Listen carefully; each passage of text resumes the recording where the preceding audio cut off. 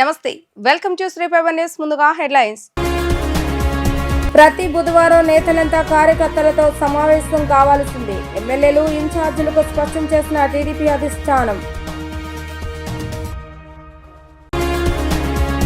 ముస్లిం సోదరులకు ఇఫ్తార్ విందు ఏర్పాటు చేసిన ఎంపీ కేశవ్ శివనాథ్. ముస్లిం సమాజానికి టీడీపీ అండగా ఉంటుందని వ్యాఖ్య.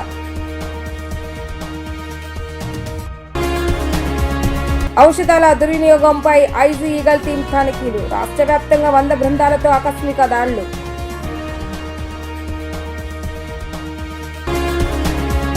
కార్యకర్తే అధినేత అనే మాటలను తెలుగుదేశం పార్టీ ఆచరణలో పెడుతోంది. ఇకపై ప్రతి కార్యకర్తను కలిసి సమస్యలు పరిష్కరించాలని పార్టీ జాతీయ అధ్యక్షులు నారా చంద్రబాబు నాయుడు, జాతీయ ప్రధాన కార్యదర్శి నారా లోకేష్ నిర్ణయించారు.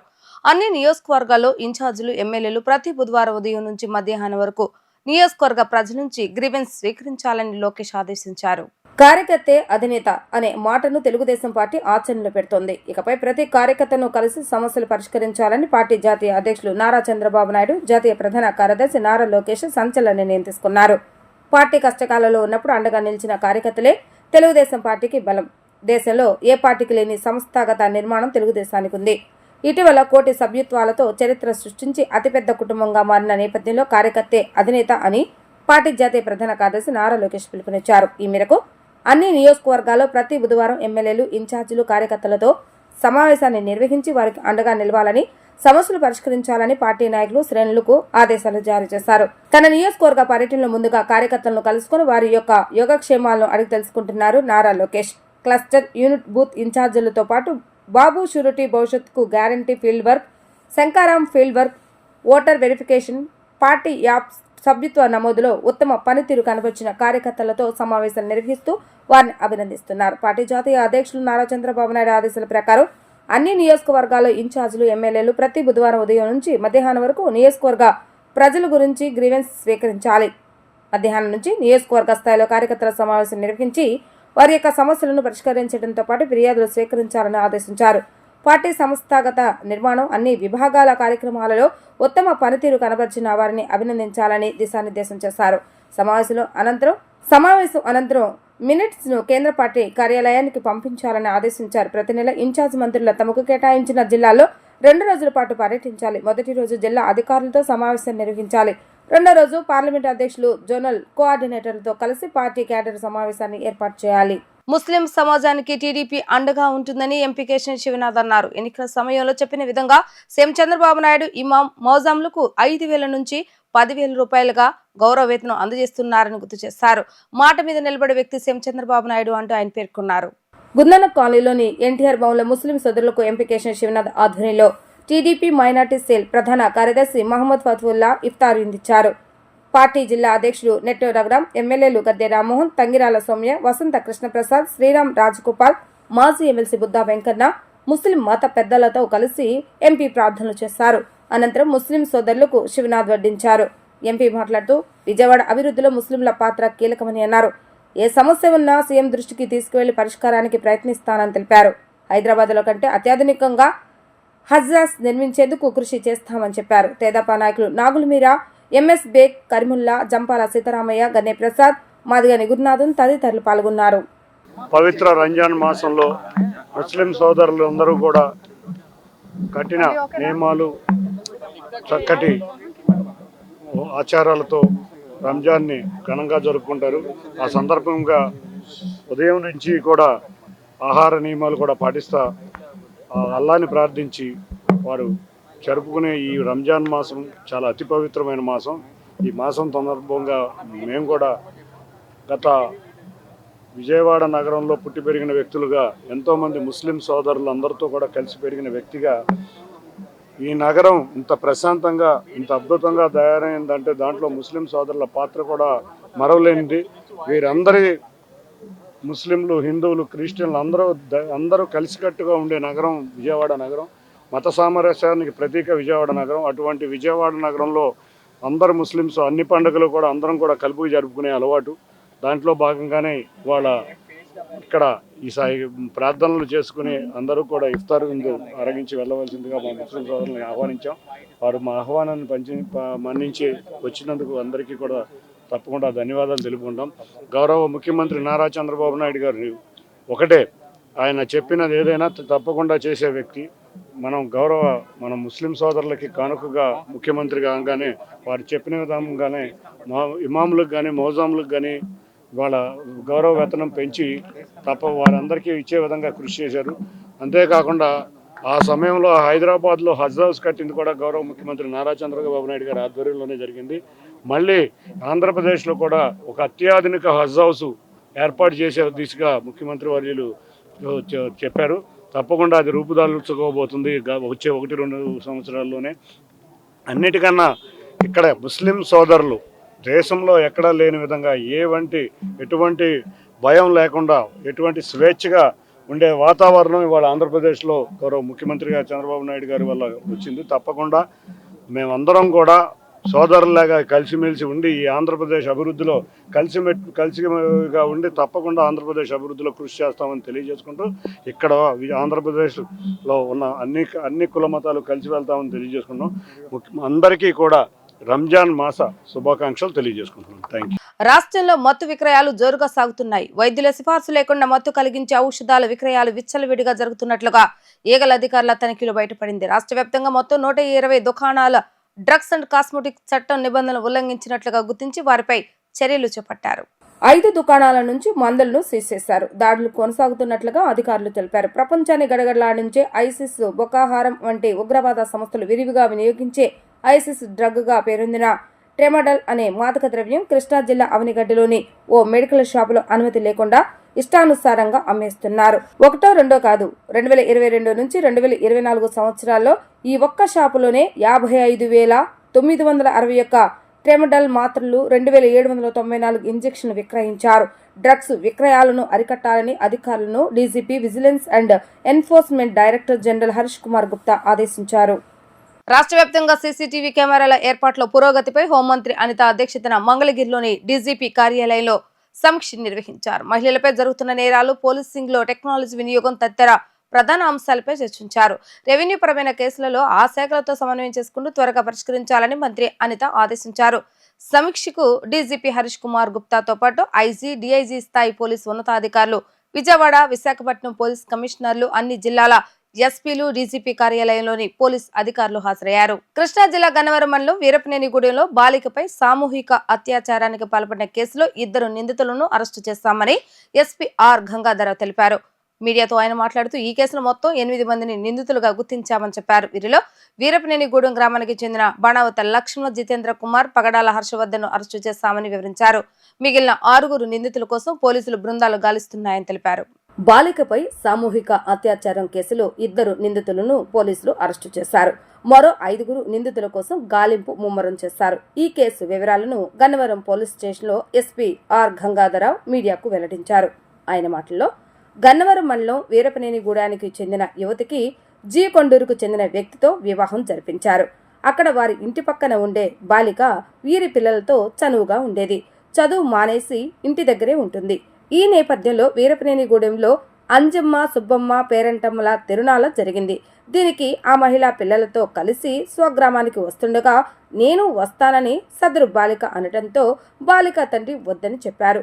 వెళతానని మొండికేయటంతో 200 రూపాయలు ఇచ్చి ఆ మహిళతో పాటుగా పంపించారు. ఈ నెల 9వ తేదీన వీరపనేనిగూడెం వచ్చారు. 4 రోజుల తర్వాత ఆ మహిళ ఇంట్లో గొడవ జరిగింది.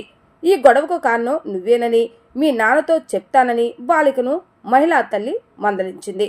నాన్నతో చెప్తే కొడతాడని భయపడిన బాలిక ఇంట్లో నుంచి ఈ నెల 13వ తేదీ రాత్రి 10:30 బయటకు వచ్చింది. సగర్లపేటలోని 4 రోడ్ల సెంటర్లకు రాగానే పక్కనే ఉన్న వెంచర్లో కొందరు యువకులు మద్యం తాగుతున్నారు. వారి వద్దకు వెళ్లి జరిగిన విషయం చెప్పింది. ఆ యువకులు ఆ బాలికను ద్విచక్ర వాహనంపై తీసుకుని కేసరపల్లిలో వారి స్నేహితుడి సహాయంతో ఒక ఇంట్లో పెట్టారు. ఒకరి తర్వాత మరొకరు చొప్పున 7 ఆ బాలికపై అత్యాచారానికి పాల్పడ్డారు. సదరు మహిళకు 2 రోజుల తర్వాత అనుమానం వచ్చి బాలిక ఇంటికి వెళ్ళిందా లేదా అని ఆరా తీసింది. జీ కొండూరు రాలేదని తెలియటంతో ఆత్కూరు పోలీస్ స్టేషన్లో ఫిర్యాదు చేశారు. కేసు నమోదు చేసిన పోలీసులు దర్యాప్తు ముమ్మరం చేశారు. 8 బృందాలతో గాలింపు చేపట్టారు. ఆపరేషన్ పేరిట వాట్సాప్ గ్రూపును క్రియేట్ చేసి లుక్అవుట్ నోటీసులను రాష్ట్ర వ్యాప్తంగా పంపించారు. బాలిక కలర్ ఫోటోను అన్ని పోలీస్ స్టేషన్లకు పంపించారు. సాంకేతిక పరిజ్ఞానం డ్రోన్లను ఉపయోగించి ఆత్కూరు వీరపనేనిగూడెం ప్రాంతంలో గాలింపు చేపట్టారు. కలెక్టర్ దృష్టిలో పెట్టి జిల్లాలోని అన్ని సచివాలయ గ్రూపుల్లో, ఆశా వర్కర్లు, డ్వాక్రా గ్రూపుల్లో బాలిక ఫోటోను వైరల్ చేశారు. ఈ నేపథ్యంలో ఈ నెల 17వ తేదీన రాత్రి బాలికను ఆటో డ్రైవర్ మాచవరం పోలీస్ స్టేషన్లో అప్పగించారు. సమాచారం అందుకున్న స్థానిక ఎస్ఐ బాలిక తల్లిదండ్రులు అక్కడికి వెళ్లి బాలికను పెద్దఓటుపల్లిలోని బంధువుల ఇంటికి తీసుకువెళ్లారు. బాలికకు కడుపులో నొప్పి వస్తున్నట్లుగా తల్లికి చెప్పగా ఆమె ఆత్కూరు పోలీసులకు సమాచారం ఇచ్చింది. వెంటనే విజయవాడ ప్రభుత్వ హాస్పిటల్కి పంపించారు. మహిళా ఎస్ఐ సమక్షంలో బాలిక తనపై కొంతమంది అత్యాచారం చేసినట్లుగా చెప్పగా స్టేట్మెంట్ను రికార్డ్ చేశారు. ఆ రాత్రి బాలికను కేసరపల్లి తీసుకువెళ్లి 3 రోజుల పాటు ఉంచారు. 6 యువకులు, 1 మైనర్ బాలుడు బాలికపై అత్యాచారం చేశారు. 3 రోజుల అనంతరం బాలికను విజయవాడలో దింపారు. అక్కడ బాలిక ఆటో ఆపి విజయవాడ వెళ్లాలి అని చెప్పడంతో డ్రైవర్కు అనుమానం వచ్చి పోలీసులకు అప్పగించారు. ఈ కేసులో నిందితులు బాణావత్ లక్ష్మణ జితేంద్ర, పగడాల హర్షవర్ధన్ ను అరెస్టు చేశారు. మరో 5 కోసం గాలిస్తున్నారు. మనకి గన్నవరం సబ్ డివిజన్లోని హనుమాన్ జంక్షన్ సర్కిల్లో ఆత్కూరు పోలీస్ స్టేషన్లో ఈ నెల 14వ తేదీ సాయంత్రం ఒక గర్ల్ మిస్సింగ్ అనేది రిపోర్ట్ అయింది. ఆమెను మనం చూసినట్లయితే ఆమె మైనర్ గర్ల్ ఉన్నారు. ఆ పాప వచ్చేసి జీకొండూరు మండలం ఎన్టీఆర్ డిస్టిక్ నుంచి వీరపనేని గూడెంకు ఇక తిరణాలు జరుగుతుందనేటువంటి ఒక చూద్దామనేటువంటి దాంతో వాళ్ళ ఇంటి పక్కన ఉండేటువంటి చంద్రిక, ఆమె ఈ ఊరు ఆమెది, ఆమెతో పాటు ఇక్కడికి రావడం జరిగింది. ఆ తిరణాలు ఆ రోజు అంతా కూడా చూసుకోవటం అంతా అయిపోయిన తర్వాత అక్కడ ఆ ఇంట్లో జరిగినటువంటి ఒక చిన్న సంఘటన నేపథ్యంలో ఆ పిల్ల ఆ ఇంటి నుంచి పారిపోయింది. సో ఇలా పారిపోయినటువంటి ఈ పాప సో కోసం అందరూ వెతుకుతా ఉన్నారు. వెతికిన తర్వాత మనకి 14వ తేదీ వీళ్ళ తల్లిదండ్రులు అటు వచ్చి వాళ్ళ మదర్ వచ్చి మనకి కంప్లైంట్ ఇవ్వడం జరిగింది. వెంటనే ఈ కంప్లైంట్ ఇచ్చినటువంటి మరుక్షణమే ఆ పాప మైనర్ బాలిక కాబట్టి ఇమ్మీడియట్ గా ఒక 8 టీంలను మేము ఫామ్ చేయడం జరిగింది. ఈ యొక్క ఎస్ఐ ఆత్కూర్ గారు, అట్లాగే CI Hanuman junction CI Satyanarayana గారు, ఈ యొక్క డిఎస్పీ గారు డిహెచ్ శ్రీనివాసరావు గారు ఆధ్వర్యంలో ఈ యొక్క దర్యాప్తు అనేటువంటిది ముమ్మరం చేయడం జరిగింది. వెంటనే విలేజ్కి సంబంధించినటువంటి సర్వేర్ని పిలిపించి ఒక సర్వే మ్యాప్, ఆ గ్రామానికి సంబంధించినటువంటి ఒక సర్వే మ్యాప్ కలర్లో తీపించాము. ఎందుకంటే ఆమె వెళ్ళిపోయేటువంటి దారులు ఎన్ని రకాలుగా ఉంటాయనేది చూసాము. వెంటనే ఈ డ్రోన్స్ ఉపయోగించి ఎక్కడైనా సరే ట్యాంక్స్ కానీ లేకపోతే వెల్స్ కానీ ఎక్కడైనా ఉంది, అక్కడైనా మూమెంట్ ఏదైనా ఉందనేటువంటి ఉద్దేశంతో బాగా డ్రోన్స్ని ఉపయోగించడం జరిగింది. అంతేకాకుండా ఈ యొక్క సీసీటీవీ కెమెరాస్, మన వీరపనేని గూడెంలో ఎన్ని సీసీటీవీ కెమెరాస్తో ఉన్నాయి, అన్ని సీసీటీవీ కెమెరాస్ సంబంధించినటువంటి ఫుటేజెస్ని మేము కలెక్ట్ చేయడం జరిగింది. అలాగే ఆ క్రమంలో అంతేకాకుండా ఈ పాప ఆచూకీ కోసం ఒక ప్రత్యేకమైనటువంటి వాట్సాప్ గ్రూప్ ఏర్పాటు చేయడం జరిగింది. దాంట్లో ఆ పాపకు సంబంధించినటువంటి వివరాలన్నీ పెట్టడం, అలాగే మన ఆత్కూరు పరిసర ప్రాంతాల్లో ఉన్నటువంటి ఆల్ సోషల్ మీడియా గ్రూప్స్లో, అట్లాగే ప్రింట్ అండ్ ఎలక్ట్రానిక్ మీడియా గ్రూప్స్లో, అలాగే కలెక్టర్ గారిని కూడా సంప్రదించి మన జిల్లాలో ఉన్నటువంటి అన్ని ఆశా వర్కర్స్ గ్రూప్స్, అట్లాగే జిల్లాలో ఉన్నటువంటి అన్ని విలేజ్ సెక్రటేరియట్ సంబంధించిన ఎంప్లాయీస్ సంబంధించినటువంటి గ్రూప్స్లో, అలాగే పోలీసు మహిళా కార్యదర్శులు వాళ్ళ యొక్క గ్రూప్స్లో, అలాగే అన్ని గ్రూప్స్లో కూడా మేము ఈ యొక్క వివరాలన్నింటినీ కూడా షేర్ చేసి విస్తృతమైనటువంటి గాలింపు చర్యలు చేపట్టడం జరిగింది. ఈ గొడవ నువ్వే కారణం, మా ఇంట్లో గొడవ కారణం అని ఆ పిల్లకి అనేసరికి మీ నాన్నకి ఫోన్ చేస్తాను, ఆయన వచ్చి తీసుకొని వెళ్ళిపోతాడు అని చెప్పింది. స్వతహాగా ఆ పాపకి తండ్రి అంటే కొంచెం భయం ఉంది. ఎందుకంటే ఈ పాప 6th క్లాస్ డ్రాప్ అవుట్ ఉంది. సో ఈ చదువు మానేసి ఇంటి దగ్గర ఉంటుంది. సో ఈ నేపథ్యంలో బాగా భయపడి మా నాన్న దగ్గరికి ఎలా పంపించేస్తారేమో, మళ్ళీ ఆయన కొట్టాడేమో వెళ్ళిపోయింది. ఈ నేపథ్యంలో అక్కడ కొన్ని అవుట్కట్స్లో ఉన్నటువంటి లేఅవుట్లో ఒకళ్ళు అక్కడ గమనించడం, ఈమె ఈ యొక్క కండిషన్ని వాళ్ళు అడ్వాంటేజ్గా తీసుకుని ఆ పాపతో శారీరకంగా కలవటం జరిగింది.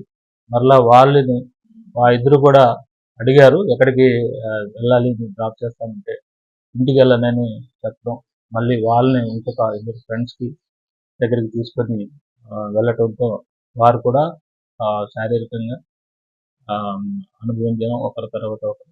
మళ్ళీ వాళ్ళు కూడా ఇంటికి దింపేస్తామని చెప్పడం జరిగింది. అయినా కూడా నేను ఇంటికి వెళ్ళను అని నన్ను కొడతారు అనేటువంటి ఒక భయం వ్యక్తం చేసేసరికి ఆమెకు నిస్సహాయక స్థితిని ఆసరాగా చేసుకొని ఆ పాపని మన గన్నవరం లిమిట్స్లో ఒక గ్రామంలోకి తీసుకొని వెళ్ళి ఒక 3 రోజుల పాటు అక్కడ ఉంచారు. ఆమెకు కావాల్సినటువంటి ఇవన్నీ కూడా సదుపాయాలు కల్పించి అక్కడ కూడా ఒక 3 కుర్రోళ్ళు ఆమెతో శారీరకంగా కలిసినట్టుగా మనకు దర్యాప్తులో తేలింది. అలాగే ఆశ్రయం ఇచ్చినటువంటి ఒక వ్యక్తి ఇల్లు కూడా మేము డిటెక్ట్ చేయడం జరిగింది. దీంట్లో భాగంగా మేము ఈరోజు వీరపనేని గూడానికే చెందినటువంటి బాణావత్ లక్ష్మణ జితేంద్ర కుమార్ నాయక్ అలియాస్ జిట్టు అంటారు ఇతను 25 సంవత్సరాలు, సన్ ఆఫ్ ఏడుకొండలు. అలాగే పగడాల హర్షవర్ధన్, ఇతన్ని సిద్ధు అంటారు. సో ఇతను సన్ ఆఫ్ కోటేశ్వర 25 years. వీరిద్దరిని కూడా ఈరోజు అరెస్ట్ చేయడం జరిగింది. సో ఈ యొక్క దర్యాప్తుకి ప్రత్యేకంగా అడిషనల్ ఎస్పీ అడ్మిన్ని ఈ యొక్క దర్యాప్తుకి ఇన్వెస్టిగేటింగ్ ఆఫీసర్గా నియమించడం జరిగింది. సో ఈ యొక్క కేసులో సైంటిఫిక్ ఇన్వెస్టిగేషన్ జరుగుతోంది. దీనికి సంబంధించినటువంటి ఎలక్ట్రానిక్ ఎవిడెన్స్, డాక్యుమెంటరీ ఎవిడెన్స్, అట్లాగే సైంటిఫిక్ టూల్స్ని ఉపయోగించి ఈ యొక్క క్రైమ్ సీన్ని రికన్స్ట్రక్షన్ చేసుకుంటూ దీన్ని చాలా పకడ్బందీగా ఈ కేసుని మేము నిర్మిస్తూ ఉన్నాము. దీన్ని త్వరితగతిన ఈ ట్రయల్లో దీన్ని ప్రవేశపెట్టి దీంట్లో కన్విక్షన్ను తీసుకురావాలనేటువంటి దృఢ సంకల్పంతో మా యొక్క ఆఫీస్ అందరూ కూడా దీన్ని నేను 3 రోజులుగా ఇక్కడే ఉండి ఈ యొక్క కేసుని నేను పూర్తి స్థాయిలో ఈ యొక్క విచారణని నేను దర్యాప్తు చేస్తున్నాను. జలవనరుల శాఖ అధికారులతో మంత్రి నిమ్మల రామానాయుడు అత్యవసర వీడియో కాన్ఫరెన్స్ నిర్వహించారు. ఈ వీడియో కాన్ఫరెన్స్ లో irrigation ENC, GDS, Kurnool, Ongole ఈసీలతో పాటు వారి పరిధిలోని ఎస్సీలు, ఈఈలు పాల్గొన్నారు. కేసీ కెనాల్ ఆయకట్టు, నాగార్జున సాగర్ కుడి, ఎడమ కాలువల ఆయకట్టు, తూర్పు గోదావరి, పశ్చిమ గోదావరి జిల్లాల ఆయకట్టు పంటలకు పూర్తి స్థాయిలో నీరు అందించాలని మంత్రి అధికారులను ఆదేశించారు. నంద్యాల, పల్నాడు, ప్రకాశం, కోనసీమ, పశ్చిమ గోదావరి, ఏలూరు జిల్లాల కలెక్టర్లు సాగునీరు సరఫరాపై ఇబ్బందులు తలెత్తకుండా చూడాలని స్పష్టం చేశారు. రెవెన్యూ, ఇరిగేషన్ విభాగాలను సమన్వయం చేసుకుంటూ పకడ్బందీగా నిర్వహించాలని ఆయన అధికారులతో అన్నారు.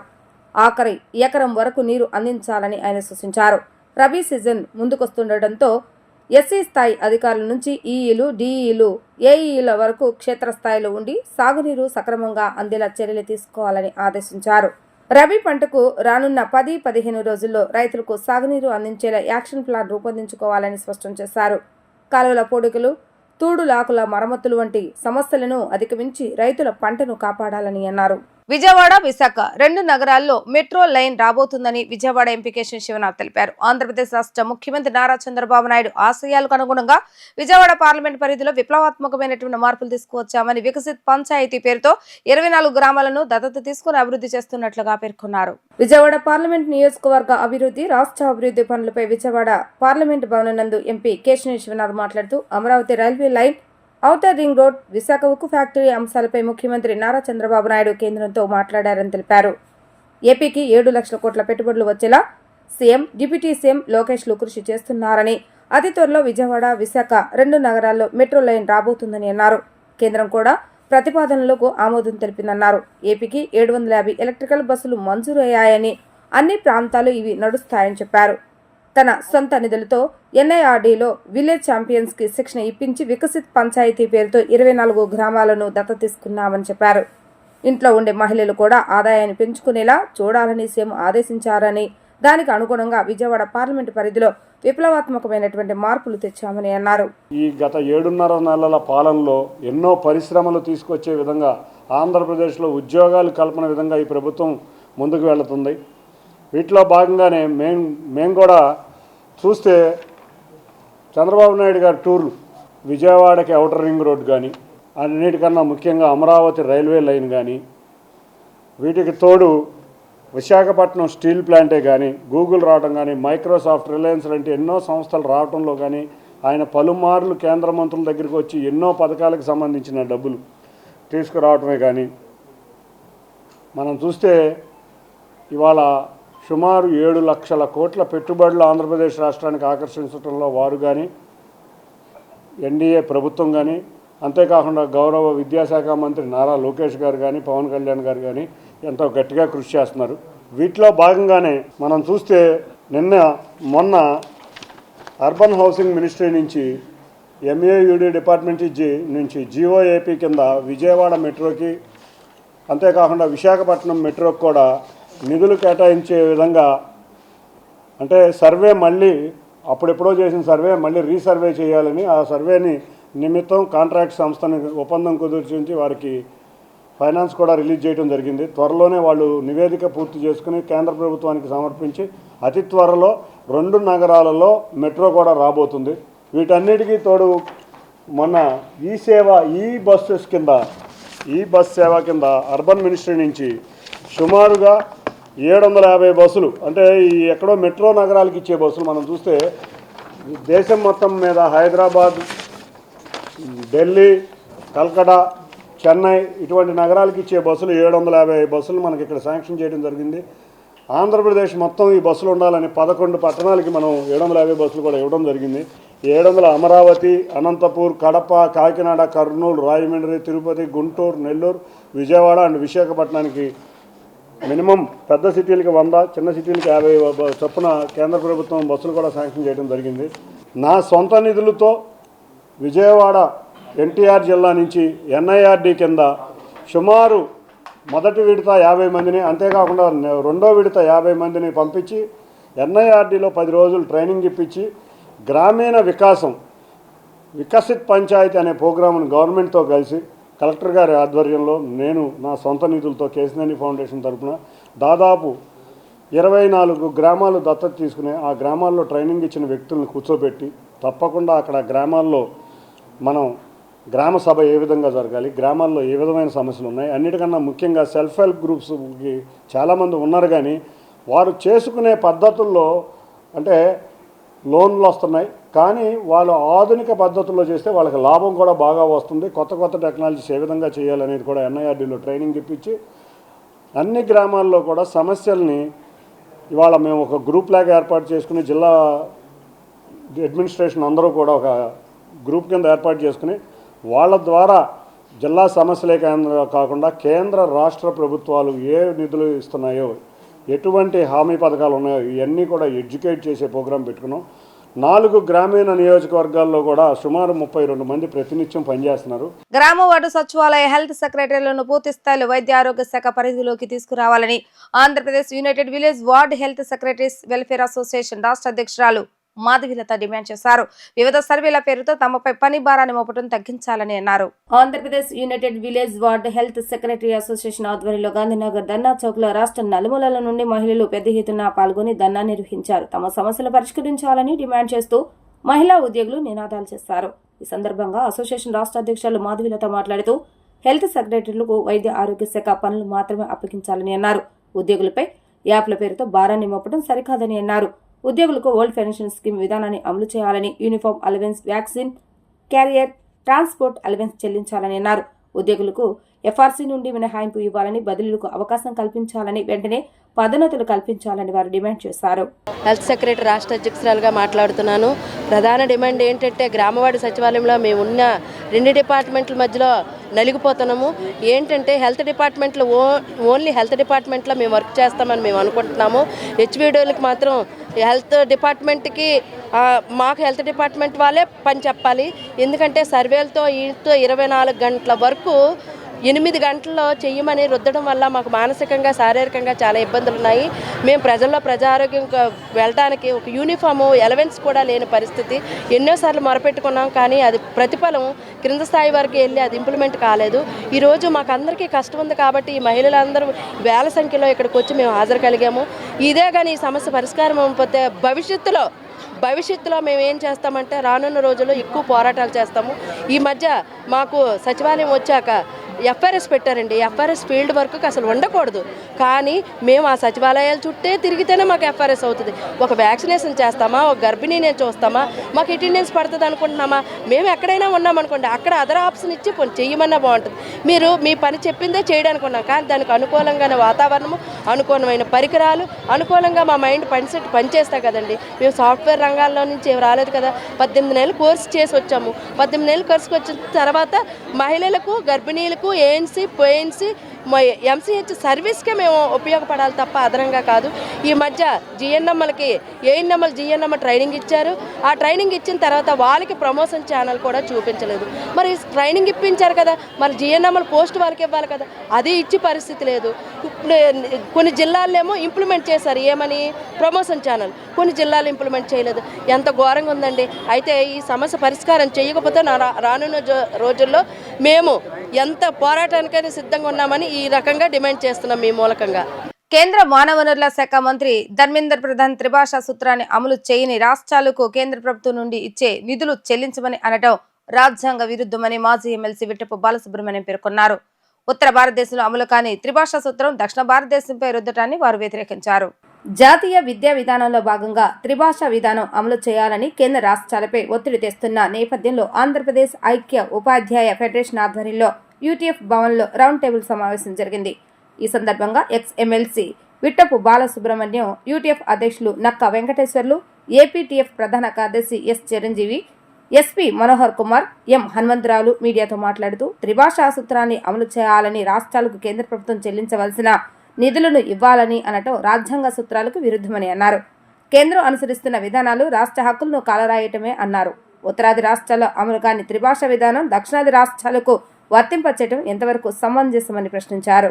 ఈరోజు హిందీని బలవంతంగా రుద్దుతున్నారు అని అంటూ తమిళనాడు ప్రభుత్వం పెద్ద ఎత్తున ఆందోళనకి దిగిన సందర్భంలో మళ్ళీ భాషా విధానం అంటూ దేశానికి ఎలా ఉండాలి, విద్యారంగంలో ఎన్ని భాషలు ఏ స్థాయిల్లో బోధించాలి అనేటటువంటి దాని మీద చర్చ మొదలైంది. దురదృష్టం ఏమిటనంటే దేశానికి స్వాతంత్రం వచ్చే 75 ఏళ్ళైనా మన పాఠశాల స్థాయి పిల్లలు ఏ భాషలు నేర్చుకోవాలో, ఆ భాషలు కూడా ఎంతవరకు నేర్చుకోవాలో తేల్చుకోలేనటువంటి దౌర్భాగ్యంలో మనం ఉన్నాం. కేంద్రం ఫలాని భాష నేర్చుకొని తీరాలి, అది హిందీ అయి ఉండాలి దక్షిణాది రాష్ట్రాలకి అనే నిబంధన పెట్టినట్టుగానైతే ఉత్తరాది ప్రాంతాలకు కూడా ఓ దక్షిణాది భాషను ఖచ్చితంగా నేర్చుకొని తీరాలి అని ఆ త్రిభాషా సూత్రంలో ఉన్నదాన్నే ఆ మోతాదులోనే అమలు చేసేదానికి సిద్ధపడి ఉండాలి. అందుకు సిద్ధంగా లేదు. ఇక్కడ మాత్రం ఆ మాట చెప్తోంది. దీనివల్ల ఇప్పుడు ఏమిటైందనంటే రెండుగా విడదీస్తే ఆ పిల్లలు ఈ భాషలన్నీ ఎంత నేర్చుకోవాలి, ఎంత మోయాలి, వాళ్ళకేం ఉపయోగం, ఇన్ని భాషలు అవసరమా, ఎక్కడైనా ప్రపంచంలో పిల్లలు ఎన్ని భాషలు నేర్చుకుంటారు అనేటటువంటి బోధన తాత్వికతకు సంబంధించిన అంశం ఒక భాగం. దాన్ని అసలు ఎవరూ పట్టించుకోవటం లేదు. రెండవది, ఒక ఫెడరల్ రాజ్యాంగం ఉన్నటువంటి దేశంలో భాషా ప్రాతిపదిక మీద రాష్ట్రాలు ఏర్పడినటువంటి దేశంలో కేంద్ర ప్రభుత్వం ఏ రాష్ట్రాన్నైనా ఫలాని భాషను నేర్చుకొని తీరాలి అని ఒత్తిడి చేస్తే కాదంటే మేము నిధులు ఇవ్వడం మానేస్తాము అని చెప్పి హుకుం జారీ చేస్తే ఈ దేశం ఏమవుతుంది?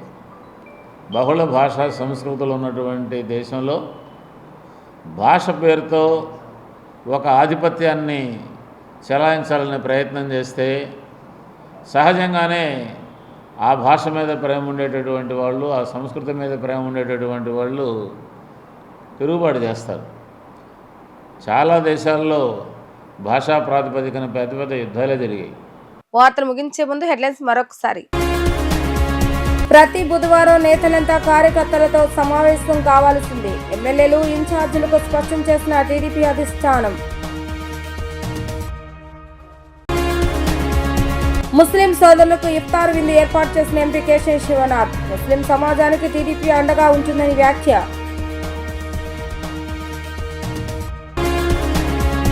ఔషధాల దుర్వినియోగంపై ఐజీ ఈగల్ టీం తనిఖీలు, రాష్ట్ర వ్యాప్తంగా 100 బృందాలతో ఆకస్మిక దాడులు.